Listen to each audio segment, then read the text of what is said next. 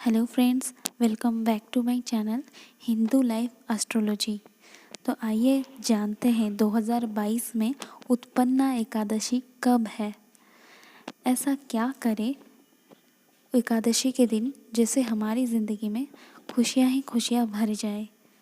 तो चलिए वीडियो को स्टार्ट करते हैं। एकादशी व्रत का बहुत महत्व है। एकादशी व्रत अपने आप से ही पूरी पुण्य फल का प्रदाता है। उत्पन्ना एकादशी के दिन भगवान विष्णु के अंश से ही एकादशी माता का उत्पत्ति हुई थी। एकादशी माता विष्णु भगवान की ही एक अंश है। इस दिन माता एकादशी ने मूर नामक असुर का वध किया था। इससे प्रसन्न होकर भगवान विष्णु ने माता एकादशी को वरदान स्वरूप समस्त पाप और नाश का वरदान दिया था।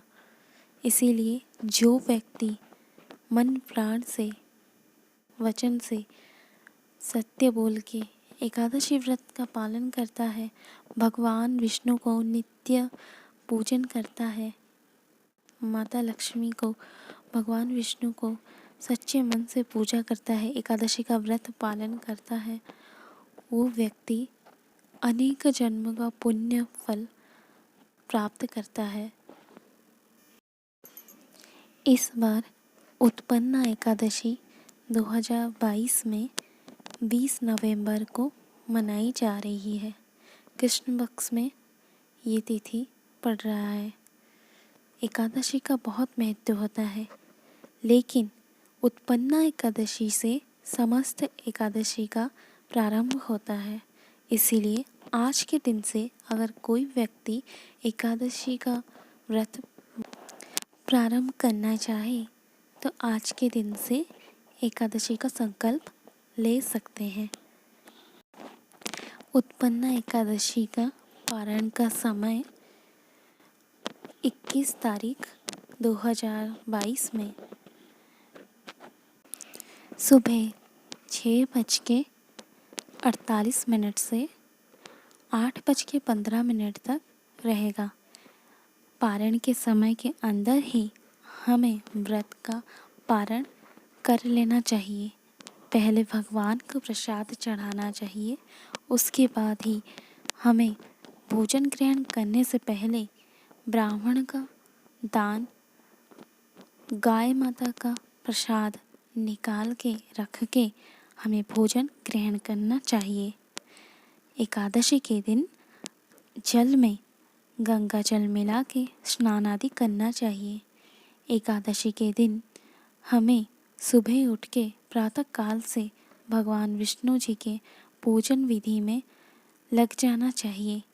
एकादशी के दिन अगर कोई इंसान एकादशी का कथा पढ़ता है, श्रवण करता है और सुना के सब भक्तों में प्रसाद वितरण करता है तो उसको अनेक जन्म का पुण्य फल मिलता है। उत्पन्ना एकादशी के दिन अगर हो सके तो आप कथा सुनिए और सबको सुनाइए, इससे स्वर्ग की प्राप्ति होती है। उत्पन्ना एकादशी के दिन भगवान को तुलसी दल ज़रूर चढ़ाइए। एक दिन पहले, एकादशी के एक दिन पहले आप तुलसी दल और तुलसी पत्ता घर में लाके रख देना चाहिए, क्योंकि एकादशी के दिन हमें तुलसी माता को, तुलसी पत्ता को तोड़ना नहीं चाहिए। एकादशी के दिन कोई भी फूल पौधे को तोड़ना पाप आदि माना जाता है। इसीलिए एकादशी के दिन हमें फूल पत्ते तोड़ना नहीं चाहिए। उससे एक दिन पूर्व आप तुलसी पत्ता, आम का पत्ता आदि तोड़ के ला सकते हैं। उसको पानी में भिगो के रख सकते हैं और एकादशी के दिन उसे भगवान को समर्पित कर सकते हैं।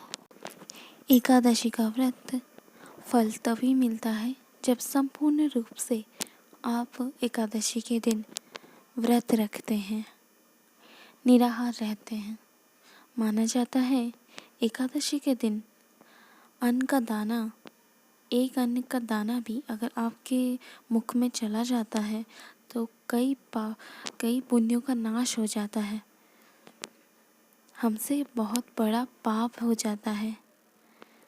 इसीलिए एकादशी के दिन अन्न ग्रहण करना वर्जित माना गया है। किसी को अन्न देना भी वर्जित माना गया है। एकादशी के दिन अन्न नहीं खाते।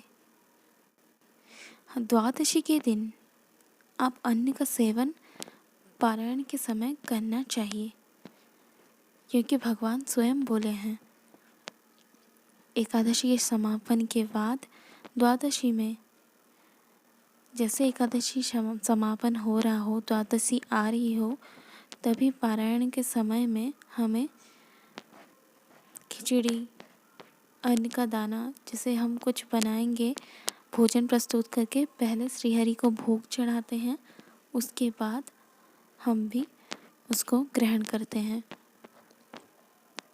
तो इसका बहुत बहुत बड़ा महत्व है। एकादशी में ऐसे माना जाता है कि हम अगर चावल का एक दाना भी ग्रास करते हैं तो हमारा मन विचलित हो जाता है। ये साइंटिफिक रीज़न भी है। इसीलिए एकादशी के दिन आप अन्न भोजन ना करें।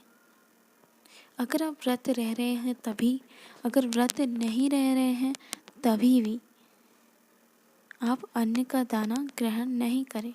एकादशी के दिन पूरा दिन उपवास रख के सायंकाल में कथा सुनने के बाद भोजन ग्रहण करना चाहिए। भोजन क्या ले?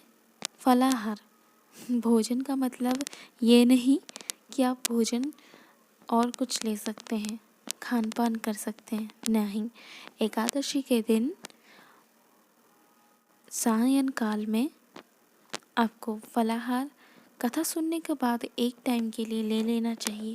सायंकाल में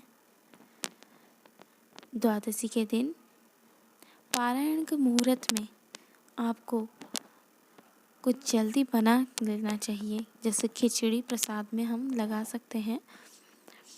मैं भी खिचड़ी ही लगाती हूँ, तो आप खिचड़ी ही लगा सकते हैं प्रसाद में।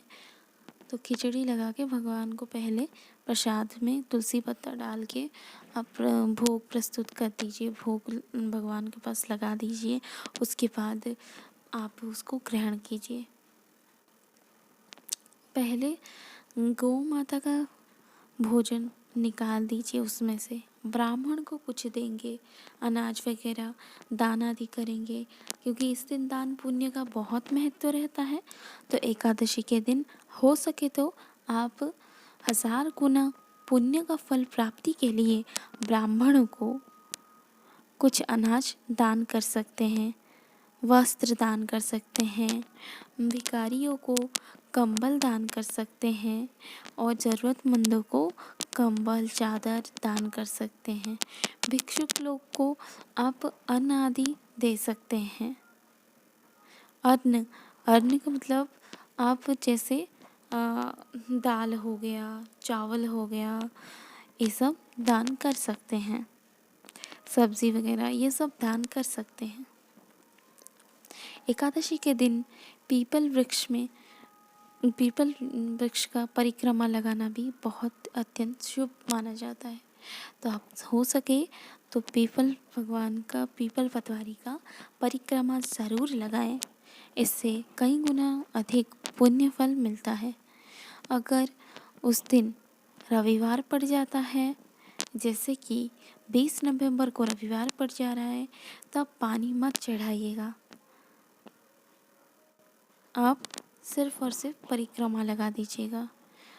एकादशी में पीपल वृक्ष का पूजन करने से माँ लक्ष्मी बहुत खुश होती हैं और हमारे घर को धन धान्य से भर देती हैं। एकादशी एक ऐसा व्रत है जिसमें सारी मनोकामना का पूर्ति होता है। आप कई दिनों से कुछ मनोकामना लेके बैठे हैं और वो पूरी नहीं हो पा रहा है, आप एक बार एकादशी का व्रत करके देखिए, एकादशी का व्रत करने मात्र से आपकी जितनी सारी दुविधा है, जितनी सारी परेशानियां हैं, भगवान श्री हरि सब हर लेते हैं और आपका मनोरथ जल्दी ही पूरी होता है। इसीलिए आज का वीडियो अगर आपको अच्छा लगा हो तो लाइक सब्सक्राइब ज़रूर कीजिए और आप सभी को उत्पन्ना एकादशी का बहुत बहुत अभिनंदन। सब एकादशी का व्रत पारण कीजिए, एकादशी का व्रत प्रारंभ कीजिए। कोई अगर एकादशी का व्रत आरंभ करना चाहता है तो आज के दिन से कर सकते हैं। उत्पन्ना एकादशी से आप एकादशी का व्रत आराम से आरंभ कर सकते हैं। तो अगर आपको ये वीडियो अच्छा लगा हो तो लाइक सब्सक्राइब ज़रूर कीजिए, चैनल को सब्सक्राइब कर दीजिए और हमारे साथ ऐसी जानकारी के लिए जुड़े रहिए। Thank you for watching.